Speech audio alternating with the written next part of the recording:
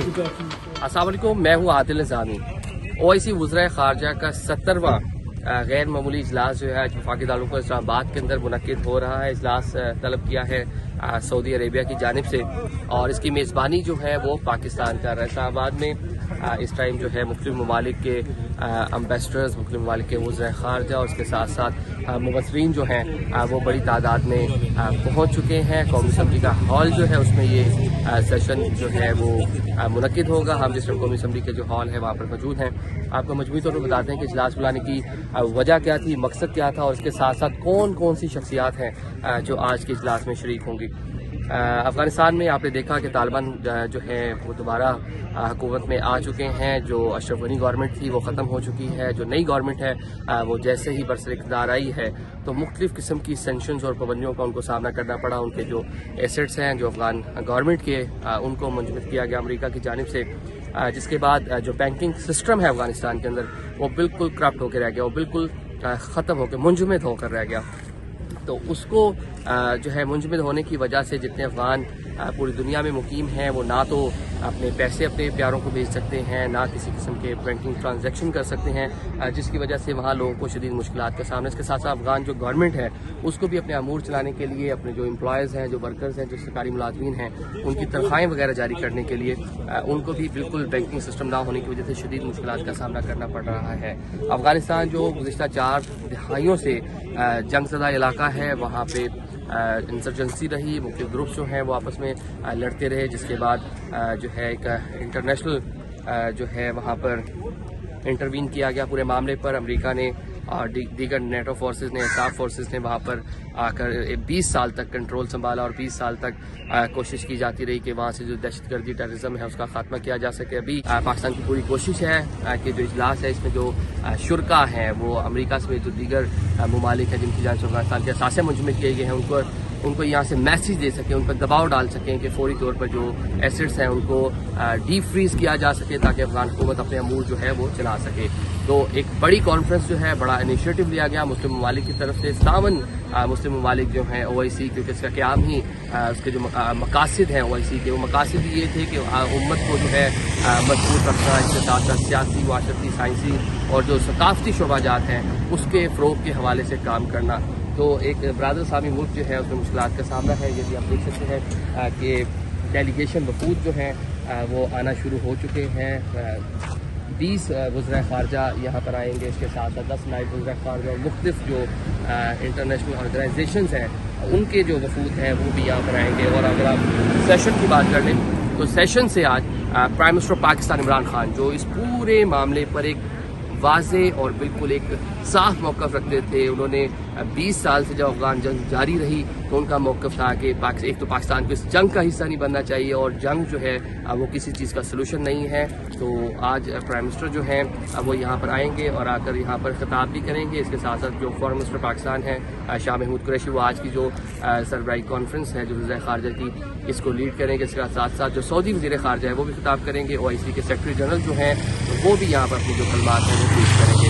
इजलास जो है आपसे कुछ देर बाद जो है वो शुरू होगा। हम फिर बताएंगे आपको इजलास से क्या सोचा।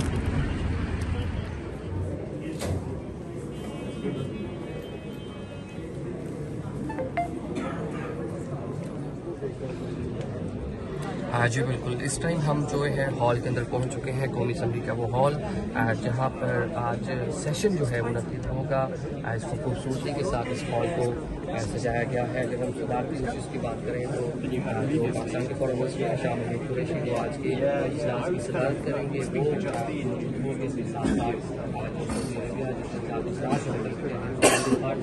वो भी यहाँ पर मौजूद होंगे और उसके साथ साथ OIC के सेक्रेटरी जनरल जो है वो पाकिस्तान से मौजूद हैं, वो भी प्राइम मिनिस्टर पाकिस्तान इमरान खान जो है अब वो एग्जैक्टली स्पीकर जो है आज के इजलास से खिताब करेंगे। तो पाकिस्तान का एक स्ट्रॉन्ग मौक़िफ़ रहा है अफगानिस्तान जंग के हवाले से। प्राइम मिनिस्टर इमरान खान जो है वो भी इस हवाले से बड़ा एक स्ट्रॉन्ग मौक़िफ़ रखते हैं कि जो अफगान जंग है उनका ये कहना था कि उसका जो है कोई भी जो फौजी हल है वो मुमकिन नहीं है। अभी क्योंकि अफगानिस्तान में जो साफ और नेटो फोर्सेस हैं वो वहाँ से जा चुकी हैं और वहाँ पर नई गवर्नमेंट जो है उसका क़याम जो है अमल में आया है। तो अब से कुछ देर बाद प्राइम मिनिस्टर पाकिस्तान इमरान खान और दीगर जो डिग्निटीज़ हैं जिनमें 20 ममालिक का वज़ीर ख़ारजा है, इसके साथ साथ 10 ममालिक के नायब वज़ीर ख़ारजा हैं, अक़वाम मुत्तहिदा, यूरोपीय यूनियन, फ़रीज ताउन तंज़ीम, अरब लीग और जितने इस तरह की रीजनल कॉरपोरेशंस हैं उनके मंदूब भी यहाँ पर आज शरीक होंगे और अफगानिस्तान की सूरत हाल का जायजा लेंगे।